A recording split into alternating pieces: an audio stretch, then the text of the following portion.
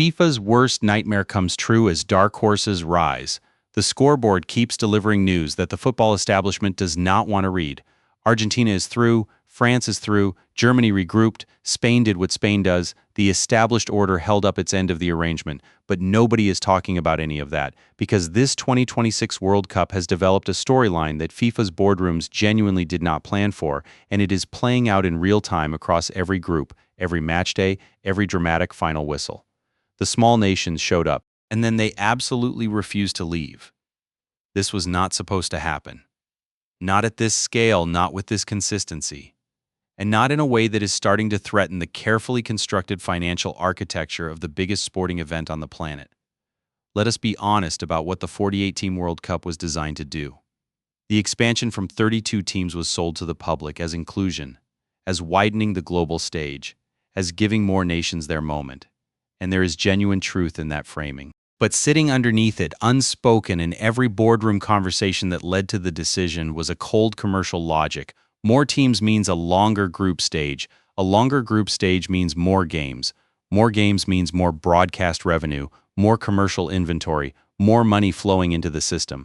The 16 additional teams were expected to serve a specific purpose, fill the early rounds, generate some local interest in their matches, and then exit gracefully, so the premium inventory, the Brazils and Englands and Portugals drawing the massive global audiences, could take center stage where the real advertising dollars live. The minnows were cast as supporting actors, background players in someone else's story. The arrangement seemed reasonable on paper, and then the tournament kicked off and the minnows tore up the script entirely. Group stage upset after group stage upset. Traditional powers dropped points in games they were expected to win comfortably. Household names in famous jerseys walking off pitches against opponents their own supporters had barely heard of, shaking their heads at scorelines nobody predicted. The expanded format did not dilute the quality of the competition. It multiplied the number of teams capable of producing extraordinary moments. The critics who said this tournament would be full of dead rubbers and forgettable mismatches have been proven comprehensively wrong. But of everything this World Cup has produced so far, one story sits above all the others in terms of raw emotional weight. One story captures everything this tournament has unexpectedly become, and it belongs to the Democratic Republic of Congo. To feel the full magnitude of what Congo just did, you have to travel back 52 years.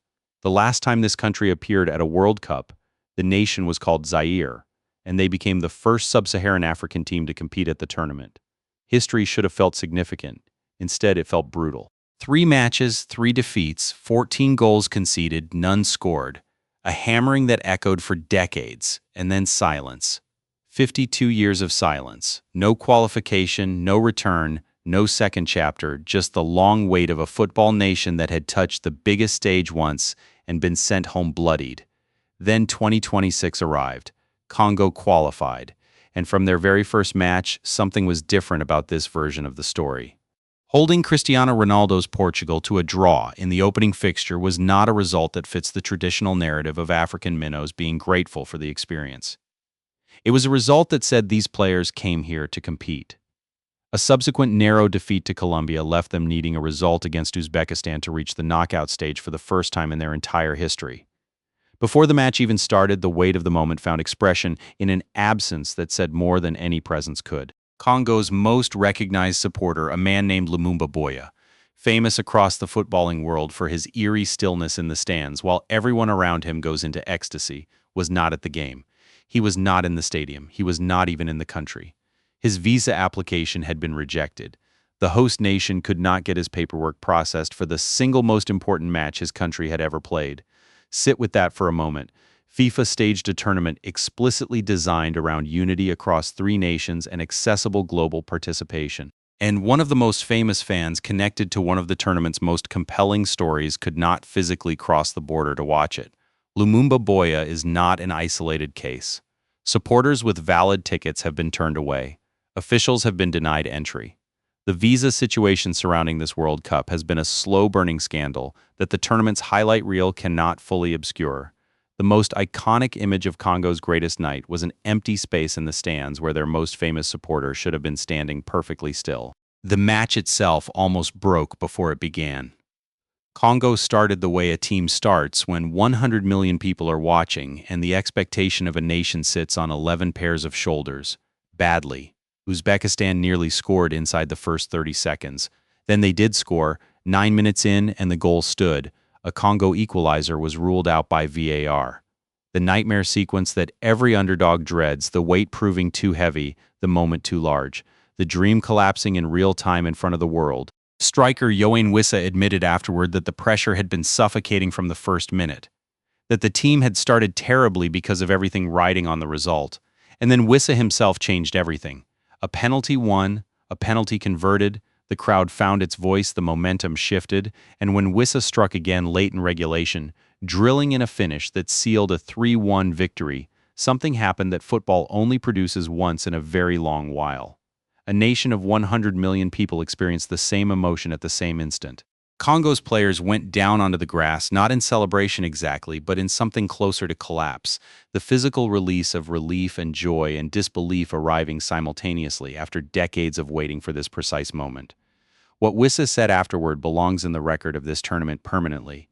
He said they came from nothing, that they came from far, and that now they were writing their story with a black pen and they intended to be proud of it. From 14 goals conceded in 1974 to the knockout stage of a World Cup in 2026. From a 52-year absence to a date with England in the last 32. And Congo's story, as extraordinary as it is, does not stand alone in this tournament. It stands inside a pattern that is reshaping what this World Cup means. Cape Verde have been one of the most astonishing teams in the entire competition. A nation of 500,000 people, smaller than most cities, arrived at their first ever World Cup and refused to be overawed by anyone. They drew with Spain, they drew with Uruguay. They finished second in their group without winning a single match, qualifying for the knockouts entirely on points accumulated through draws against teams that were supposed to be out of their reach. They are the smallest nation by population ever to advance through the group stage of a World Cup. They will face Argentina in the last 32 with nothing to lose and the full weight of their continent's admiration behind them. The African continent as a whole delivered a group stage that the football world will be talking about for years. 9 of the 10 African nations at this tournament reached the knockout rounds. 9 out of 10. Morocco, Senegal, Egypt, Ghana, Ivory Coast, South Africa, Algeria, Cape Verde, and DR Congo, all through, all carrying the fight into the second stage. The one continent that FIFA perhaps assumed would provide the most predictable results for the established powers provided instead one of the tournament's defining storylines. South Africa eliminated South Korea in a straight fight for second place. Ghana shared points with England when England needed all three. The continent showed up as a collective force, not as a collection of convenient opponents. Canada's story runs parallel to Congo's in terms of emotional architecture, even if the specific circumstances are entirely different. Before this tournament, Canada's entire World Cup history contained 0 goals, not few goals. 0. A footballing nation with a climate that makes year-round development genuinely difficult, perpetually overshadowed by their continental rivals, had attended the World Cup and never once put the ball in the net. Then they played their first match of 2026 and scored. Then they played their second match and won it 6-0, in a result that staggered anyone watching. First World Cup goal, first World Cup victory, first knockout stage appearance, 3 records eliminated inside 7 days on home soil in front of their own supporters, from 0 to 6 in a single week. The mathematics of that transformation are almost too clean to be true. Mexico, the other co-host, took a different route to the knockout rounds. While the underdogs were generating the emotional headlines, Mexico went out and won all 3 group games with maximum points, establishing themselves as one of the most composed and dangerous teams in the entire competition. The hosts are not merely participating, they are competing at the level the tournament demands. Now step back and look at what all of this means for the bracket, because this is where the commercial story that FIFA built this tournament around starts to develop some significant cracks. Every underdog that advances is a potential giant that exits early. Congo face England. Cape Verde face Argentina. Every one of these dark horses is positioned directly in the path of the kind of marquee opponent whose deep run generates the broadcast numbers and commercial returns the whole financial model depends on. When a David beats a Goliath in the knockout rounds of a World Cup, the Goliath goes home. The premium advertising inventory that was supposed to follow that Goliath deep into the tournament disappears with them. The carefully modeled projected revenue takes a hit that no spreadsheet prepared for. FIFA wanted a bigger tournament with more teams and more games and more money. What they got is a bigger tournament where more teams than anyone anticipated are genuinely capable of ending the commercial dream in a single 90-minute match. The expansion widened the stage and then produced performers that nobody in the planning meetings expected to still be standing at this point. But here is the truth that sits underneath all the commercial anxiety, and it is the most important truth this tournament has produced so far.